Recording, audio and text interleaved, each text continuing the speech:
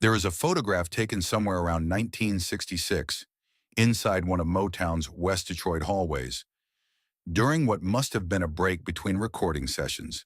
In it, Marvin Gaye and Diana Ross are standing close together, both of them mid-laugh, both of them looking like people who believe the good part of the story is just beginning. Marvin's collar is open. Diana has her hand near her face. They are young, and they are beautiful, and they are surrounded by the specific glow that only comes before you understand what the machine you're standing inside is actually built to do. That photograph has appeared in dozens of retrospectives over the years. People look at it and see chemistry. They see glamour. They see two icons caught in a moment of shared joy.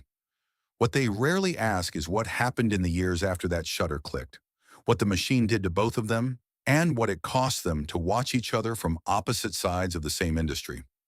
What it meant that Diana Ross rose and Marvin Gaye broke, and that the distance between those two outcomes was never as wide as it looked from the outside. Marvin had been at Motown since 1961, 5 years before that photograph was taken.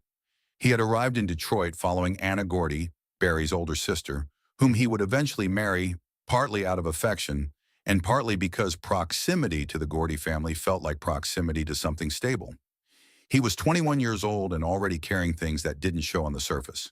A childhood in Washington, D.C., shaped by a father who preached on Sundays and punished on every other day of the week. A man who wore women's clothing in private and enforced a brutal version of masculinity on his children in public. A household where love and pain were administered from the same hand, often in the same hour. Marvin had learned early that the only way to exist inside that kind of contradiction was to perform.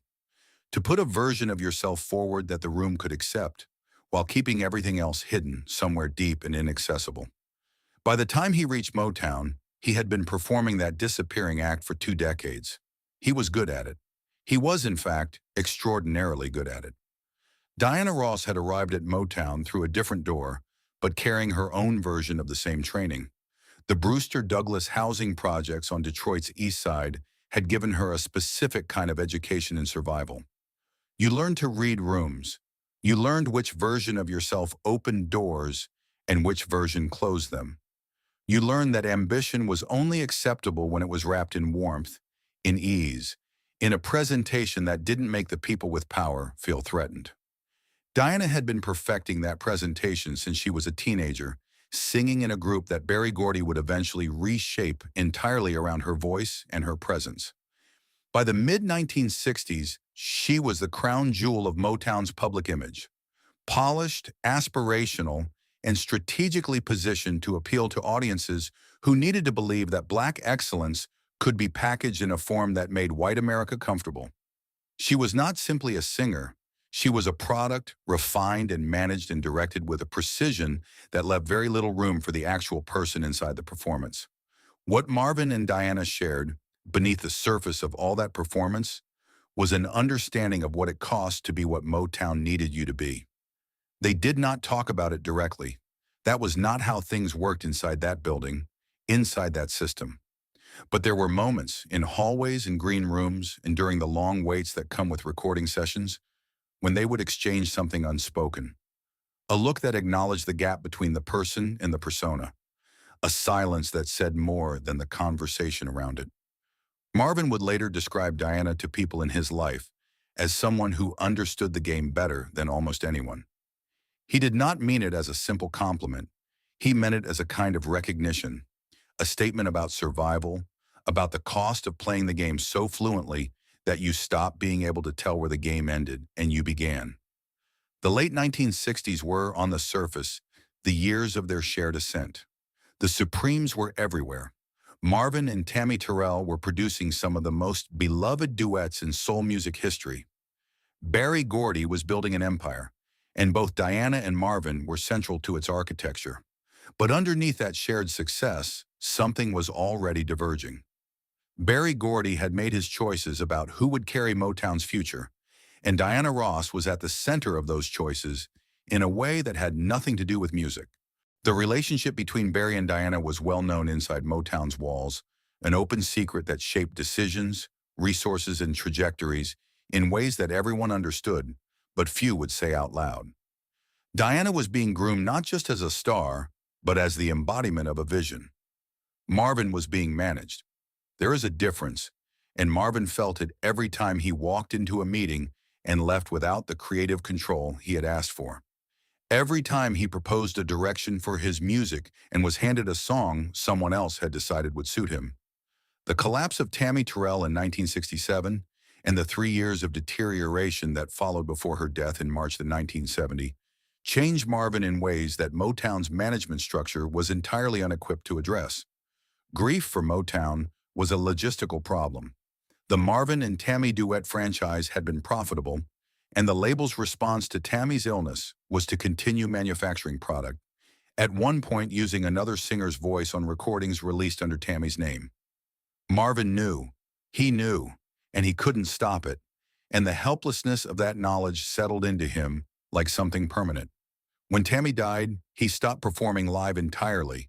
He withdrew into his house, he stopped returning calls, and somewhere in that withdrawal, the relationship between Marvin and the institution that had housed his career began its long and irreversible fracture. Diana Ross left the Supremes in 1969 and launched her solo career with the full weight of Motown's infrastructure behind her.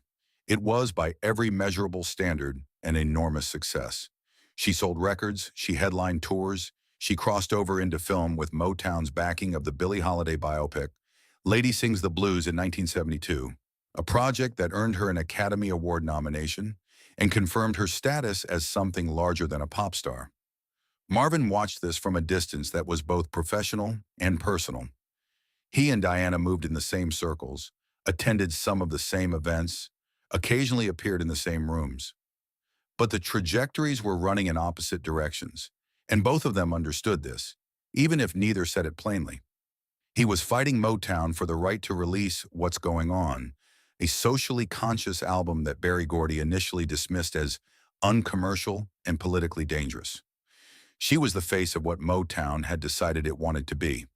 What's Going On was released in 1971 over Berry Gordy's initial objections, after Marvin threatened to never record again if it wasn't.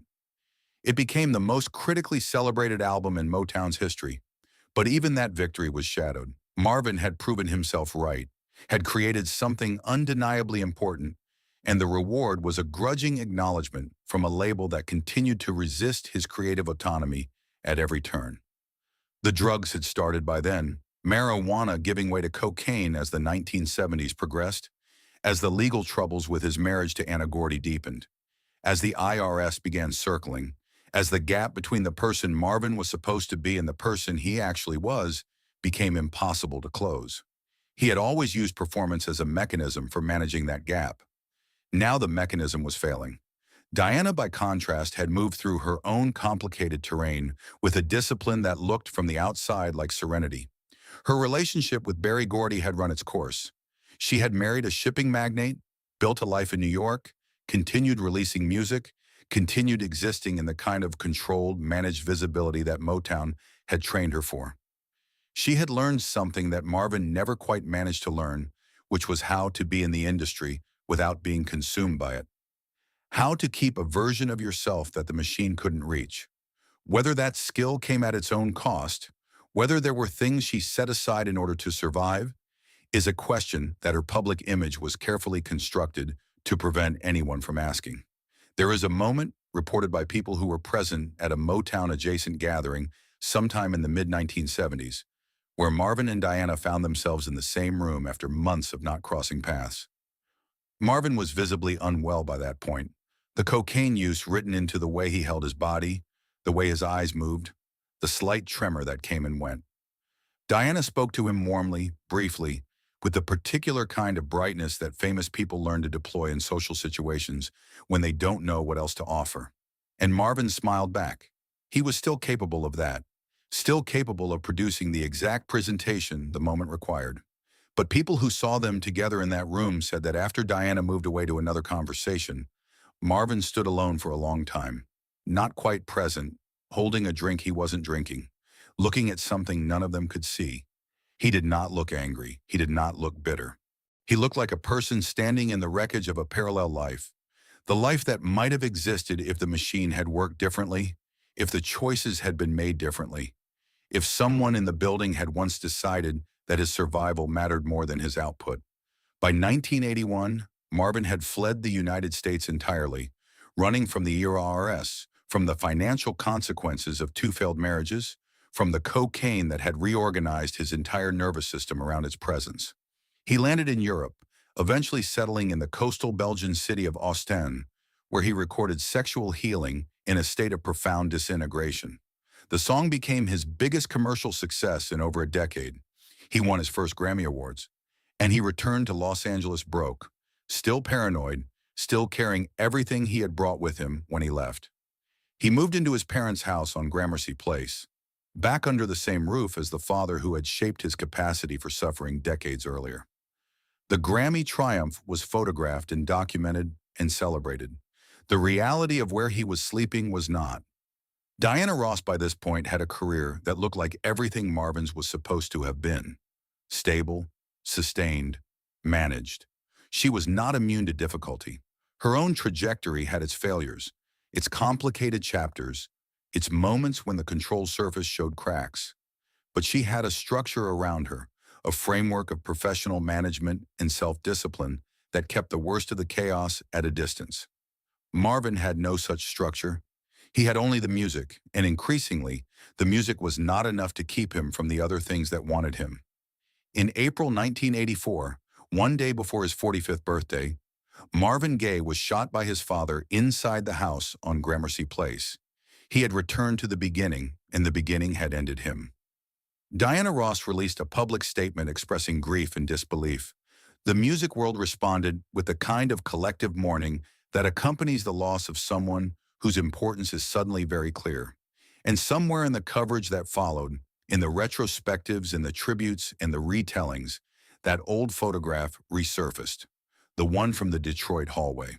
The two of them laughing, both of them looking like the good part of the story was just beginning. What nobody asked, looking at that photograph, was whether Diana had seen it coming. Whether any of the people who moved through those same rooms, who knew the same building, who understood what that industry did to the people inside it, had understood where Marvin was going. Whether the witnessing of a decline, without the intervention that could have interrupted it, is its own kind of thing.